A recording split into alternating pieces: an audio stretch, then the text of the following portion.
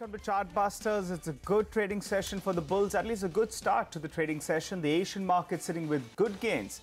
The Straits is up close to around 1%. Yeah, the Kospi as well, that's sitting with a gain of close to around 1%.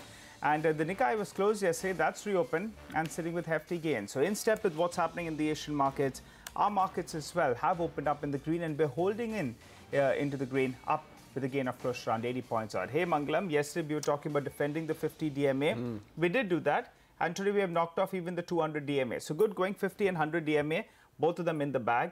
And when you have all the heavyweights firing, Reliance Industries, Infosys, they're all bounced back in today's trading session. So at least a good start to the trading session. A very good start to the trading session, Nigel. You know, 10,800 to 10,850 is where you have the 20-day moving average, the 200-day moving average, and the 100-day moving average comes in at 10,850. Let's see what happens. Like yesterday, we were talking about we're below the 100-day moving average. It's important below the 50-day moving average. It's important to conquer that on a closing basis. Yes. Let's see whether we conquer this on a closing basis or not. But like you rightly pointed out, Reliance. Just take a look at that stock, up around 2.5%, contributing majorly to the gains that are coming on the Nifty today. At the high point of the day, reports its results on the 17th of this month, which is day after tomorrow. There you have it. Reliance and Infosys together accounting for nearly 50% of the gains on the Nifty. First up, all the top stories, and then we get cracking on individual stocks and stories that we're tracking. Wipro, that one's the one that trades higher after the company announced that they will consider an issue of bonus shares along with its quarterly results on January 18th. It will be a second bonus issue for the company in the last 2 years. Board will also mull the possibility of an interim dividend. And Yes Bank tops the Nifty gainers with only 15 days left to appoint a new MD and CEO. Reports suggest that Deutsche Bank's Ravneet Gill leads the race to succeed Rana Kapoor. Zee Entertainment, that one trades higher ahead of its third quarter results. The street expects a 15 to 17% growth in ad revenue. The management commentary on investments in Z5 and impending promoter stake sale will be keenly watched. And Jet Airways rally continues as reports suggest that the cash-strapped airline may get a resolution plan tomorrow. CNBC TV 18 learns that Etihad may infuse more capital into Jet Airways. And in result reactions, we have ICICI Securities sulking in trade on the back of a weak quarter.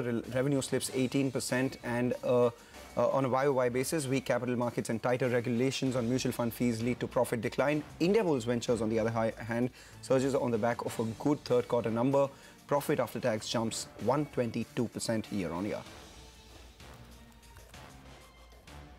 Okay, all right. The frontline indices, they're doing well. Nifty up more than 85 points odd, but keep an eye out on a couple of stocks.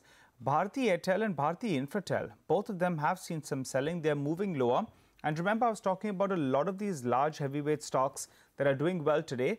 One stock that's gradually moving lower is ICICI Bank. Keep in mind, the stock had a good run. Year to date, it's still a relative outperformer, sitting with a gain of close to around 5 to around 6% odd. That's seeing some mild profit booking in today's trading session. Even if I'm looking at the broader markets, Finiotex Chemicals, we don't talk about the stock very often. Yesterday, it was locked in upper circuit. Today, in fact, the stock is up close to around 10%, 13% again. So last couple of days, big underperformer. Suddenly, big volumes on the stock. Just keep an eye out on a couple of these stockets from the frontline indices as well as from the broader markets. But let's find out, how do you trade the Nifty from here? Have you missed out on the opportunity to buy the Nifty? Well, Ashwini Gujral joins in to give us his take on the Nifty. Ashwini, yesterday you told us at around 10, at around 12:30 as well, that you were looking to buy into the dip and you were confident that the bulls will go ahead and defend the 50 DMA. That happened. Now we are sitting above the 200 DMA as well. What's the trade from here on? See, we are in a extremely tight range. So you can say basically 10,750 because we didn't break that on a closing basis to about 10,900.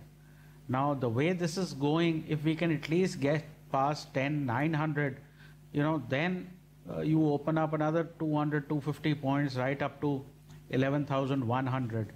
So my sense is that given we've bounced back fairly strongly from the 50-day moving average, buying even now is worthwhile because your risk is probably yesterday's low and the upside is 300 points. Now each time you have a rally like this, you have to assume that maybe a breakout is likely to happen. So you have a 100-point risk and 300-point upside. Bank Nifty again, 150-point risk, maybe 500-point upside. So that way, risk reward is very, very positive. And I don't think we've really gapped up hugely.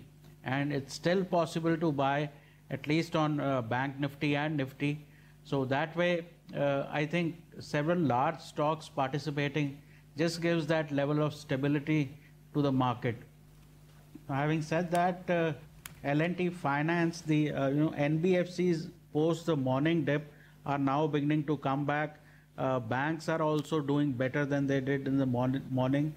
So L&T Finance a buy with a stop of 137, target of 145.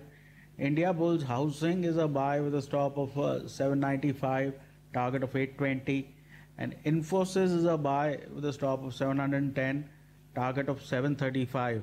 If both these large indices continue to move higher, I think Nifty is likely to get past 10,900 fairly soon. All right, Ashwini, disclosures? We have long positions on Bank Nifty now.